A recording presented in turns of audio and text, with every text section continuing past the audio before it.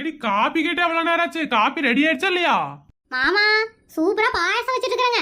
பாயாசத்தையே எடுத்துட்டு வந்துடுறேன். மாமா இன்னைக்கு நல்ல நாளாக்கும். சம்பளம் வந்ததும் முதல் செலவா போய் கல்லுப்பு ஸ்வீட்டும் எனக்கு கொஞ்சம் பூவும் வாங்கிட்டு வாங்க. அப்பதான் காசு அனாவசிய செலவுக்குலாம் போகாம இருக்கும்.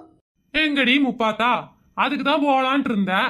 அதுக்குள்ள பால்காரன் வந்து பால் காசை வாங்கிட்டு போயிட்டான். எது? பால்காரன் வந்து கேட்டானா? மாமா உங்களுக்கு கொஞ்சம் கூட மூளையே கிடையாதுங்க. நாளைக்கு தரேன்னு சொல்லி அனுப்ப வேண்டியதானே? ஏய், நீ தான் 1ஆம் தேதி சம்பளம் போடுவாங்க, அது சாயங்காலம் கரெக்டா போடுவாங்கன்னு சொல்லி அனுப்பியிருக்கிற. சம்பளம் மட்டும் 2 நிமிஷத்துல வந்து நிக்கிறான்டி.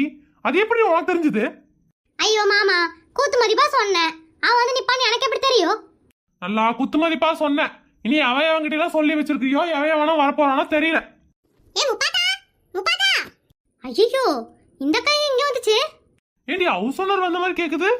வர சொல்லிட்டியா இன்னைக்கு? அட ஆமாங்க மாமா,